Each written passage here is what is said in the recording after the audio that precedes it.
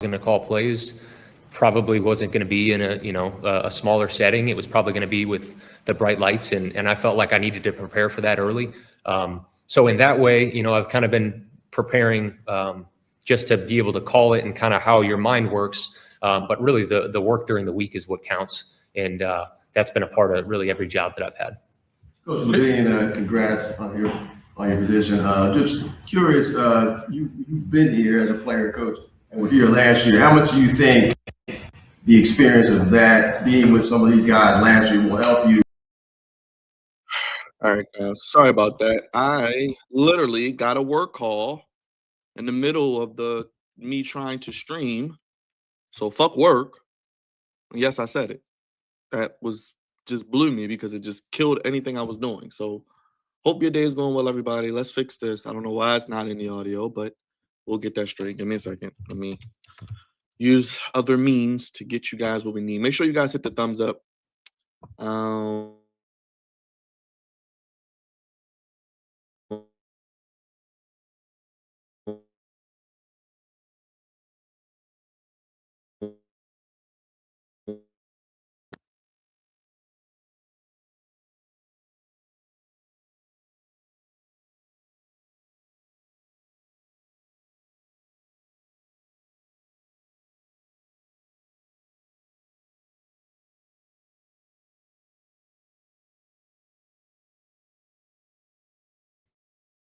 All right, let's get the audio together.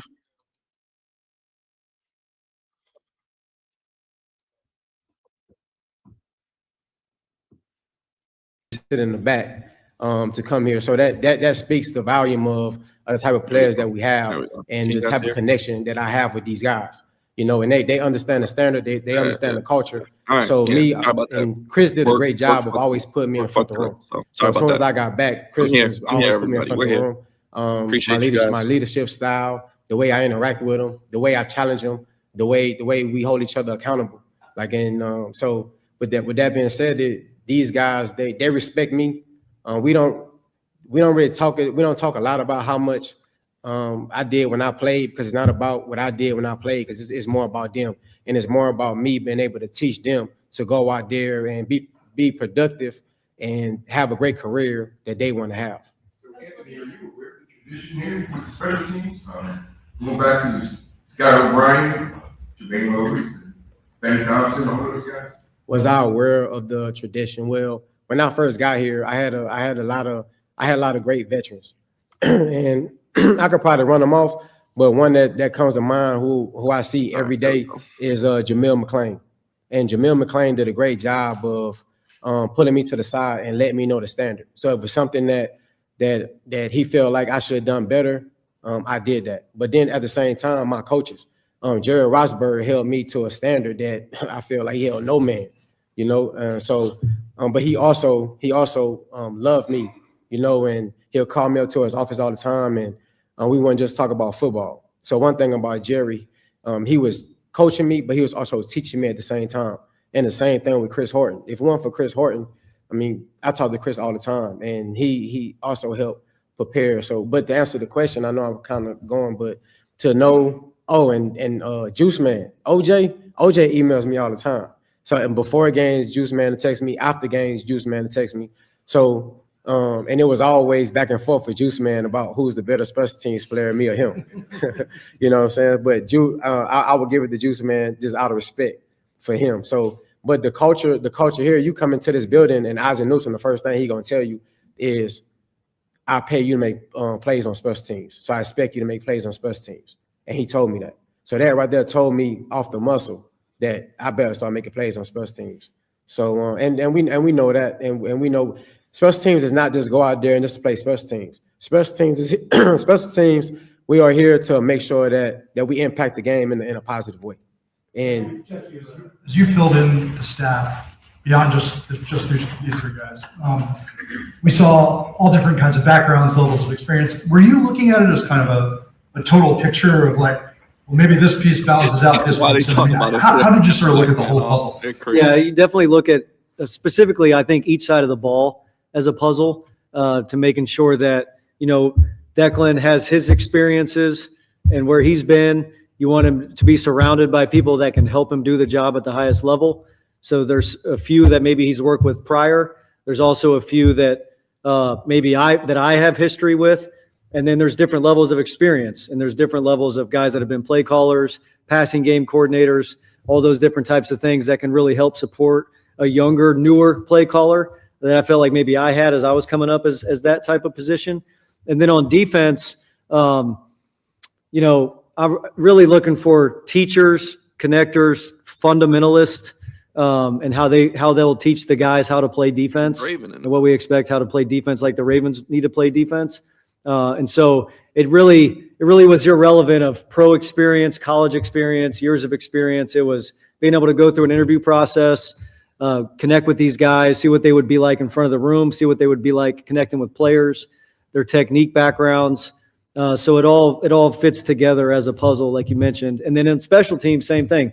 We have a very experienced Randy and Ben helping our special teams with Anthony. So I think fitting all that together, you're trying to put that room in the best position to be successful by blending all the different experiences. Jesse, as you were going through the OC search, was there anyone who put you on the Declan?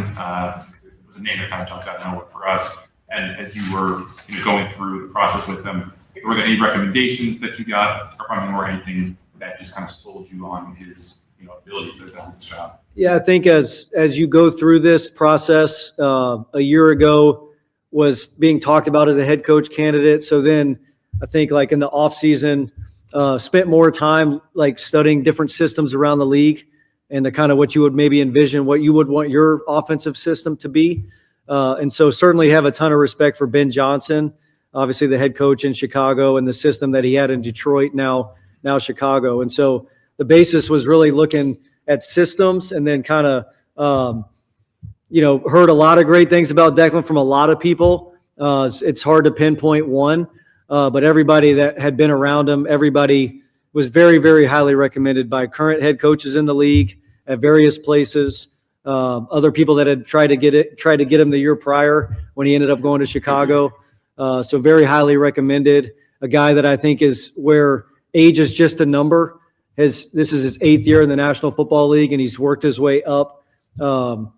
And so I think he's really well prepared for this opportunity. I also, as I went through it, a guy that was with a first-year team last year, like a new staff as the offensive coordinator. So going through that first-year installation, I thought that was a major benefit as we got to know each other better. That would help us here. Jesse, you brought up Mike and how close you guys are. Not to take your eyes off your own paper, but obviously Mike just won a Super Bowl, and this is the first time we talked to you since then. Does anything about the Seahawks, their success in the postseason, the turnaround that Mike had in Seattle, inform how you think you might be able to rise to a similar level? Obviously, you have Coach Weaver here, who was on the defense when it was elite, in 2023. Is there some pieces that you kind of look at Seattle and say, hey, maybe we can do some of that here? Yeah, I think it's knowing Mike and I worked together here kind of came up, knowing how he thinks about the game, how I think about the game. There's a lot of similarities. And so just seeing, happy for him, proud of him, now chasing him, chasing the team that wins the Super Bowl. That's what we're doing. So stoked for the success that he's had. Certainly feel like, there's some things that we could do that would hopefully mirror some of that and look like that. We know that the standards here in Baltimore are really high, and the expectations on the outside are really high. We want that. We embrace that. And so we're looking forward to going on our own journey here, trying to accomplish things together with this group of guys. But certainly, I think you can always learn from the teams that are doing well and taking things that they do well, taking ideas from other people. And so certainly, looked at those guys closely and try to do some things. This scenario is unique for the Ravens. The last time the Ravens had a new head coach and 3 new coordinators, Declan wasn't even born. It was Ted Marchibroda, and it was the inaugural year of the Ravens. So as the leader, the culture setter, how do you balance so much change in an organization that's been built on foundational consistency? I think there's a great piece of being here before and understanding the foundation, understanding a lot of the history, understanding what this place has been built on. while also having formulated some of my own different ideas over the last few years. And so I think there's a foundational way that the Ravens play that we need to play like. But I also think that there's a new age, and a new way to do things. And that's the reason we're all sitting up here, is that change can be embraced, change can energize people. And so we really look forward to, I think it'll be up to everybody watching us to see what's different about it. Not necessarily us, but everybody watching to determine what maybe the differences are. Andy, how were you able to get so much out of the Dafe way once he came to you guys out there in Los Angeles? Oh man, ask Good evening, about wearing the man. Ravens uniform once again. Daf, we made a trade, picked him up. We at the time needed an edge rusher, and I know Joe and Eric obviously worked out the trade. I think we just created an environment for him that he played with a lot of confidence.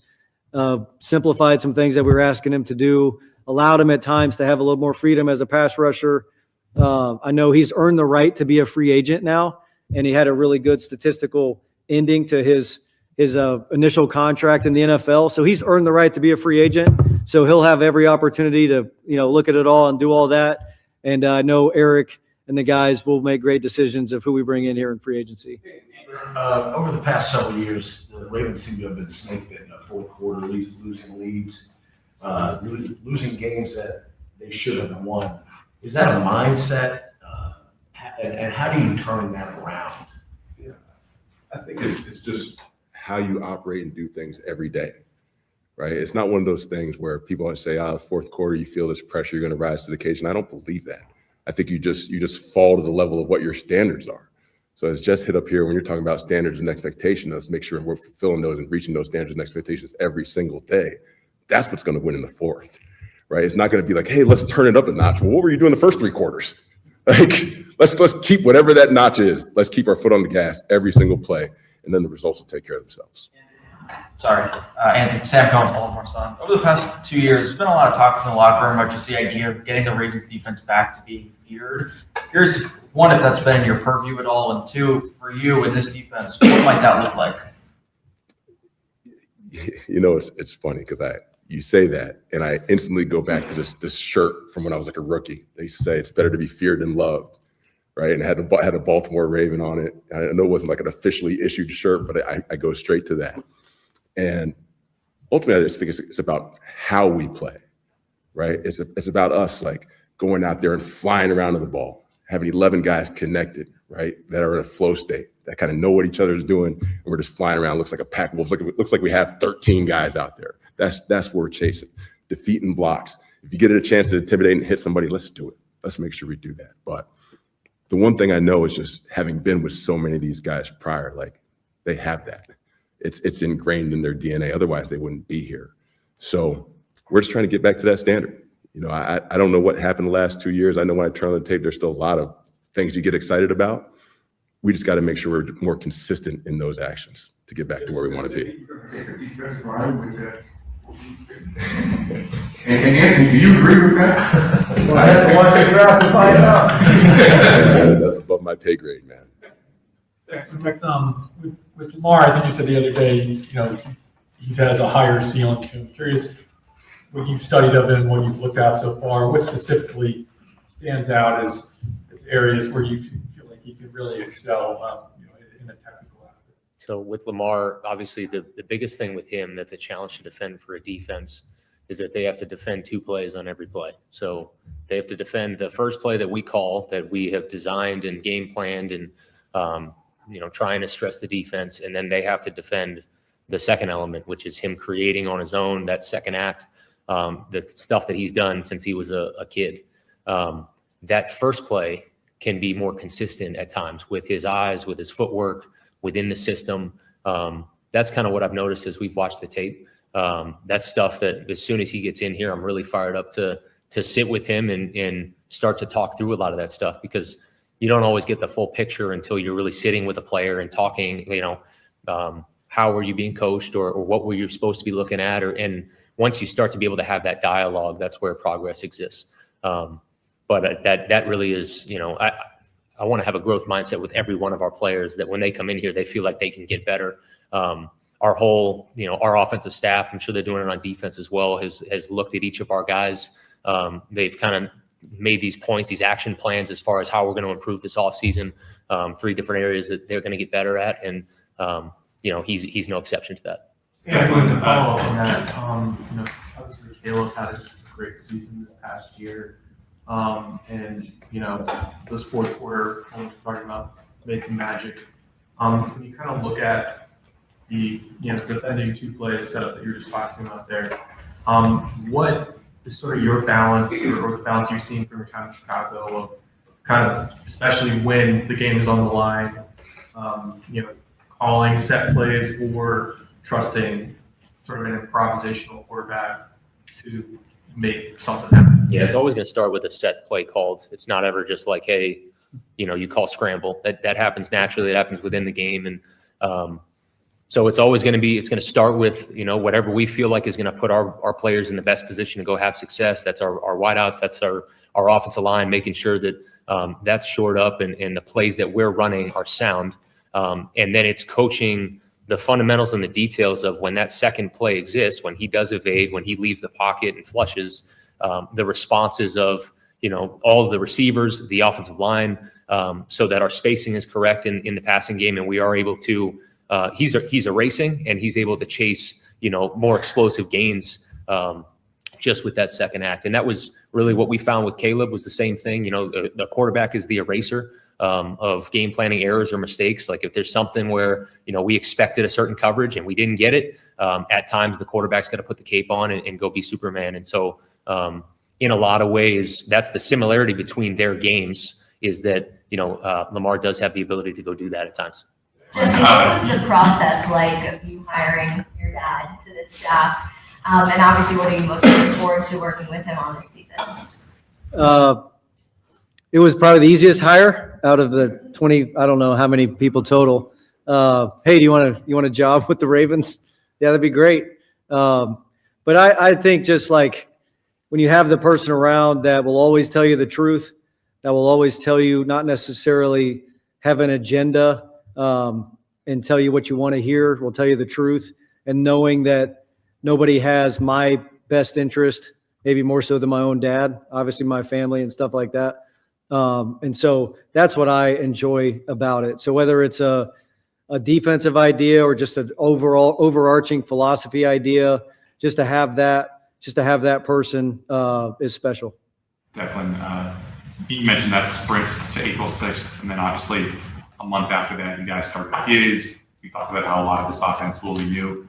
What are your expectations for attendance, considering just how much is being built here from players, considering it's voluntary? Yeah, we would expect them to be here, and certainly it is voluntary. And so, but it's also, if you want to say that you're going to win a championship, you want to say that you have championship standards and those are your goals and your expectations. Certainly that's going to take work. That's going to take collaboration.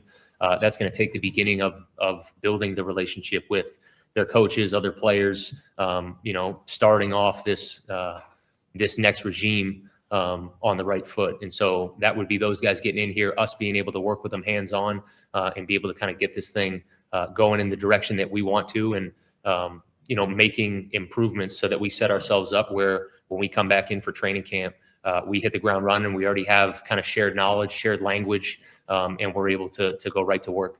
And 2 more. Anthony, you're in a unique position. You have played for Jesse in the past. What do you remember from those experiences? And is there anything that stood out about him that maybe not saying, oh, he'll be a head coach one day, but would climb up the ladder and become a more prominent coach as his career went? Jesse, been in the room with Jesse, he did a great job of connecting with us. He was great at that. And he also told us what we needed to hear and not what we wanted to hear. So if it's, everybody trying to go out, it's times where players want to go and seek comfort. You want to go and seek comfort, and Jesse always was there with us. He was, he made sure that we did what we needed to do, but at the end of the day, it was the way that he was able to connect with us and build a relationship with us that made him special, and we did everything we could to make sure that we could make plays and we'll come in and, we'll joke around, but when it was time to be serious and it was time to get on us and it was time to hold us accountable, he did that. but he did that, and that's what we love about it. I don't know if anyone flew up like Keandre for you, but who are some of the players you still have relationships with that since you got this job? Yeah, a ton, right? Mostly the front guys, right? So it was good to see Travis and talk to Matt at BK, T-Rob, all those guys. Shooting in a bunch of guys that aren't here anymore, right? Your Calais Campbells, Jelly, a bunch of guys, man. Brandon Williams, a bunch of guys. So mostly front guys, man, but had relationships with all guys up and down the defense, right? Particularly once I became the assistant head coach. Like I tried to make sure I had touch points with all those guys to try to help them in whatever way I could. Maybe that was on the field, off the field, but just trying to be a positive influence in their life. Thank you. Thanks.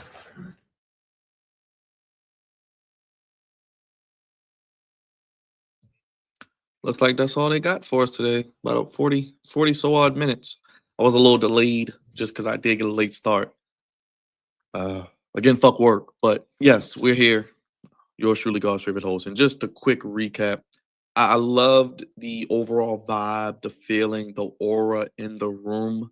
I really enjoyed just hearing new voices, just hearing new personalities and new mindsets and new just ways of looking at the game of football. And Ravens roster as a team that has underachieved under John Harbaugh. And when you look at the potential of the players on this roster, you look at some of the guys that they've brought in, starting at the top with Jesse Minter. I love what I've seen from Jesse so far. He is really controlling the room. He really seems like he is ready and experienced and has had the right just way of going about being a coach at the NFL level. He's obviously been with the Ravens before. He's been a defensive coordinator. Now he's ready to ascend to head coach. Obviously, I love the hire of his father. That's probably my favorite hire, his dad, Rick Minter. If you don't know who Rick Minter is, that brother knows the game of football. And a lot of coaches like Harbaugh, Tomlin, you name a lot of the greats in the game of the NFL when it comes to coaching, they've worked with his father. So he will be a consultant. He will do, I think, what Dean Pease maybe didn't do last year or a couple years ago. Dean Pease, I think, did well. I'll say more Chuck Pagano. I think he'll do maybe more what Chuck Pagano didn't do last year, which we saw Dean Pease bring 2 years ago. Remember, the defense started out terrible. And then they bring in a Kyle Van Noy. They bring in a Jadeveon Clowney, and the defense actually wakes up, and they're pretty good. They move Kyle Hamilton around. They have other pieces that they bring in. So I think having that consultant, seeing what they did, mentor with Owe, and with a guy like a Khalil Mack, with a Derwin James who can move around like a Kyle Hamilton, other players like that. I'm really excited to see what Jesse Minter does. He really commands the room. Guys believe in him, and players love him, obviously. Then going to the offense with Declan Doyle. Doyle. Yes, we love Doyle. I'm excited to see what Doyle can do with the Ravens. I think him and Lamar being the same age isn't a detriment. It'll be more of a benefit than anything. I think Lamar is a guy who marches to the beat of his own drum, but having somebody he can just connect to, whether it's about football, life, just growing up around the same time, and just bringing that just understanding of, we may be from two different worlds, but we both want to win. So I think he's going to do some things that you saw him do with Caleb Wilson. He's going to be very innovative. I think he's going to bring a spark. I think he's going to bring some new blood potentially to this organization, along with Jesse Minter and others. And he's going to be, I think, a guy that he does a lot of 3 wide receiver sets. You hear the Ravens were the least. They ran 3 wide receiver sets, the least in the NFL last year. So more 3 wide receiver sets. So that is something I said when he got hired. I said, what does that mean for bringing back a DeAndre Hopkins? What does that mean for a Devontae Walker? Do they go out? Do they draft? We've seen multiple mock drafts about them possibly drafting a wide receiver. Maybe not in round 1, but they will probably add a receiver this offseason. Is it going to be Hollywood Brown? Do they make a run at Tyreek Hill? Do they make a run? I don't think they'll get A.J. Brown in the trade, but do they go and try to trade for A.J. Brown? Do they try to sign Mike Evans? I don't think they're going to, like I said, give up a lot of draft picks. They got, 11, 12 picks? They're not going to give up any of those picks, in my opinion. So we'll see. Now, Declan Doyle, I'm excited to see what he does with Lamar. I think they will be able to do some things potentially, and I'm really looking forward to it. I think they have a lot of potential. And I think, like I said, the 3 wide receiver sets, I think he will stick to the game plan. He will run the football when we need to. We saw the Bears run a lot of 2 running back sets. We saw the Bears do a lot of things with the tight ends as well. So using 2 tight ends. Now, obviously, we hear likely could be gone. We see possibly, we know Andrew's going to be there. What happens with Kolar? Do they draft? Which I think with double-digit picks, I think they could draft a tight end and make him a good player like they've done with like Kolar, various others in the past. I like what Declan Doyle brings, but my 2 favorites, honestly, just from the pro player realm, and you want to have guys like that play with you, that are part of your coaching staff, that are part of your team. You want to have guys who, in my opinion, can really just command the room. They've been there, done that. They're former players. We know Anthony Weaver's history with a lot of the guys on this team, even guys who haven't been on this team, but maybe are still connected to this team. Like I said, you got guys on Travis Jones, Tavis Robinson, Matabike, who we're hoping for good news potentially for. So things like that are good to see. And then I think even to Anthony Levine, the special teams, getting that new blood, getting that spark, getting that just ability to be able to see what they can do differently. He was one of the best special teams players in Ravens history. He was a leader in the locker room. He commands the room. He commands the respect. He already said guys have flown up to be with him here and watch the press conference and support him, co-cap as we call him. Kind of want to hear more from him. He does. I think Ingraven said he needs his own press conference because he has a lot to say, and I'd love to hear him just talk for 45 minutes to an hour and just give his idea of what he sees for the special team. What does he see for Tyler Luke? What does he see for re-signing Jordan Stout? Because I think he'll be back. What do you see for this return game? Can we create a spark in the return game, in the kick returns, in the punt returns? Things like that is what I'm going to be looking at. And also looking at the ability of going to Anthony Weaver. He said it on the Lounge podcast. He wants 60 minutes of hell. And he said it's not about the 4th quarter leads. It's about preparation every day. Obviously, you want to play good in the 1st quarter, the 2nd quarter, the 3rd quarter. But like you said, you shouldn't have to turn it up another notch in the 4th quarter. You should be doing what you've been doing all along, creating that chaos. Looking like, he said, he wants it to be like it's 13 guys on the field swarming to the football. And I like that type of stuff. You want to play with that ferocity. You want to play with that intimidation factor. Like he said, he had a shirt when he played. It's better to be feared than loved. So they want to be feared because what did Marlon Humphrey and a lot of others say, Kyle Hamilton and others say, oh, they don't fear our defense anymore. They don't fear the Ravens anymore. We aren't the big bad bullies of Baltimore. So those are things that I'm going to be looking at when it comes to this roster with the coaching staff. I like the hires. It seems like they're all right now. Obviously, everybody's going to be smiling and looking, looking real in tune with one another. So all is well right now. Now it will be interesting to see how they respond with adversity, which will come in the NFL, how they respond after a loss. How do they respond, especially Jesse Minter more than anybody? And even because Jesse Minter is really going to be wearing 2 hats, not just head coach. He's wearing a hat of coordinator because he's calling the plays. Now, I know Anthony Weaver is the coordinator by title.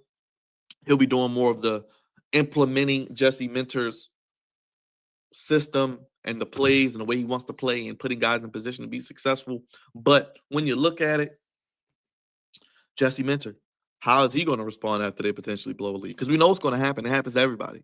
How is he going to respond when the offense isn't going the way that they want it to go? So as the year goes on, I'll be looking at the coordinator speak, especially throughout the season when they speak, Wednesdays, Thursdays, whatever day they have a game or getting ready for a game for the week. But yeah, I just want to come on here, hop on. Like I said, fuck work. They definitely got in the way of what I was trying to do. But we are still rocking and rolling. Now, news did come out today about Patrick Mahomes. I do want to talk about that. Probably do a separate video. But Pat Mahomes did restructure. What does this mean for Lamar Jackson? And that's going to be very, very interesting to see what happens there with that. Because Lamar needs to get his deal done, or the Ravens will not be able to do anything big. So you lose Tyler Lydon, you lose Isaiah, like you may even lose a Jordan Stout if you don't act right. You know what I mean? Charlie Kohler, Pat Ricard, I can't get him. A lot of free agents. Man. What do they do with Roquan Smith? He go to a lot of. What do they do with Marlon Humphrey? I think Roquan Smith. They're going to need corner. If you do get rid of Marlon, you're going to need a corner. You know what I mean? So it is imperative that everything starts and stops with Lamar great with Jackson on. Make sure you hit the thumbs up, everybody. Appreciate you on this lunchtime Wednesday on your hump day. Our favorite host, Flex Zone Podcast. Thank you all for your support. We appreciate each one of you. Thank you for watching. Make sure you hit the thumbs up. Everybody in the chat, yeah, I hope you guys have a great day. We heard from the coordinators. I want to hear from you. What do you think? I got a poll up. I want to hear what coordinator you're looking forward to hearing from most. And this could even be throughout the season as well. Who are you looking forward to seeing throughout the season, hearing them talk, hearing them speak? And what is next for the Ravens? Because we heard from Jesse Minter. We've heard from the coordinators and Jesse Minter again. We've heard from, we've heard from pretty much everybody we're going to hear from, because it's going to be pretty quiet for now. I believe the next time we'll hear from someone will be Eric DeCosta. The combine is next week, the end of next week. So we'll probably hear from Eric DeCosta next week sometime. That'll be cool. So that'll be a nice presser, because I think his seat has to be a little bit warmer. You know, I'm not going to say it's make or break this year, but it is a pivotal year, because I think Bashadi has said he doesn't have a lot of time left. He's closer to the end than the beginning, and he's trying to bring at least another Super Bowl or two, potentially to Baltimore, so he can retire and pass it on down and do what he needs to do as well. So we'll see, but we got great content on the channel. We cover the Ravens. We cover all things Ravens. We cover all things really NFL, sports, whatever you want to call it, because we are the Flex On Podcast, only place giving you sports how you want it when you need it. We've done Ravens post-game shows during the year, previews, predictions, live streams, all that and more. We'll keep it rocking and rolling as we head into the NFL Combine and the NFL Draft in April. And we'll see. We are about a month away from free agency. We saw some of the news we talked about this week with Tyreek Hill, Bradley Chubb. Like I said, we see what's happening in Kansas City with the Chiefs now projected to have over 30, 40 million plus cap. So we'll definitely see what happens there. We'll definitely keep an eye on that. And hopefully the Ravens can follow suit, get Lamar Jackson done, re-sign Tyler Linderbaum, and we'll see how it plays out. But I'm getting out of here, y'all. Thank you for watching. I appreciate each one of you. It's yours truly, God's favorite host. We got plenty of content. If you're into wrestling, we got you covered on that as well. Monday Night Raw, NXT last night, we were live. We'll be live tonight for AEW Dynamite.